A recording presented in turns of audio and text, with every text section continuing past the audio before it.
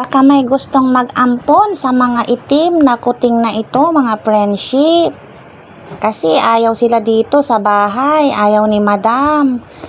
Kasi mga itim daw. Ayan bago ko silang rescue, napulot ko sila sa basurahan, nakalagay sa kahon. Wala silang mamakat. Ayaw naman ni madam, yung may-ari ng bahay, ipapatapon daw po sila sa basurahan, ipapabalik o ipapaligaw. Kawawa naman sila, ang cute. Malas daw kasi ang itim na pusa sa loob ng bahay. Si Blackie nga gusto nang ipatapon, tapos dinagdagan ko na naman daw ng mga itim na pusa. Mamalasin daw sila. Kasi may negosyo daw sila, hindi daw maganda sa may negosyo ang may itim na pusa kasi malas daw sa negosyo at sa loob ng bahay. Kaya ipapatapon na lang daw sa basurahan. Kawawa naman sila, ang cute.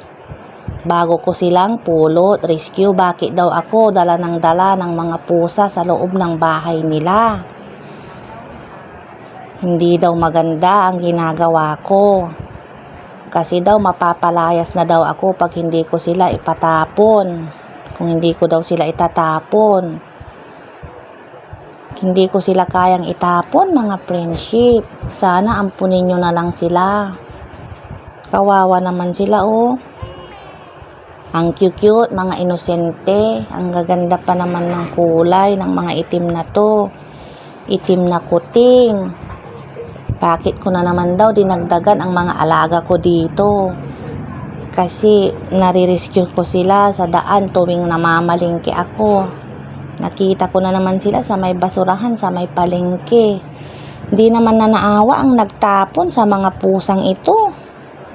Hindi daw maganda sa may negosyo o sa loob ng bahay ang may itim na pusa.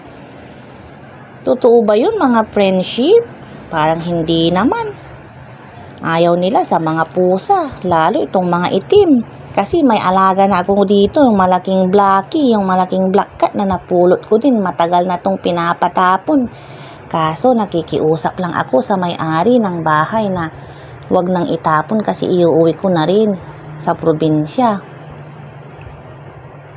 Kasi wala pa akong nakausap na matinong mag-aampon. Yung iba naman kasi parang hindi naman animal lover. Sana ang aampon dito sa mga 3 kuting na itim. Sana yung totoong aalagaan sila. Ampunin nyo na po sila. Kawawa naman, ang gaganda. Sigurado magagandang pusa to paglaki. Ayaw kasi ni madam ng may-ari ng bahay dito na may itim na pusa. Ayaw niya sa lahat ng pusa, lalo sa mga itim na pusa kasi malas daw. Kaya papatapon na lang daw sa basurahan. Kunin nyo na sila, mga friendship. Kawawa naman sila, Minamalas daw yung negosyo nila dahil sa pagdadala ko ng mga itim na pusa. Kawawa naman sila. Kung di ko daw sila itatapon, baka ako daw ang palayasin. Maawa naman ko kayo, mga friendship, sa mga pusang ito. Hindi ko naman sila matiis na hindi iuwi kasi nakita ko na naman sila sa basurahan doon sa may palengke. Bakit kasi ang dami-daming nagtatapon ng mga maliliit na kuting? May mamakat naman sila. Wala kayong mga puso, hindi na kayo naawa. May pakiramdam din tong mga to. Nagugutom, nauuhaw, hinahanap na nila yung mamakat nila. Hindi na kayo naawa, mga walang puso talaga. Sana i-adapt nyo na po sila, mga friendship. Malalambing sila, mababait. Sigurado paglaki ng mga to magagandang pusa. Ayan, ang cute. Sana wag na lang ipatapon ni madam. Gustong gusto ko silang alagaan. Ang gaganda kaya, Bakit kasi sinasabi na malas sa negosyo ang mga itim na pusa? Malas daw sa loob ng bahay. Ako tuloy ang sinisisi dito. Kasi humihina daw yung negosyo nila, yung kita nila dahil daw sa pagdadala ko ng mga itim na pusa dito.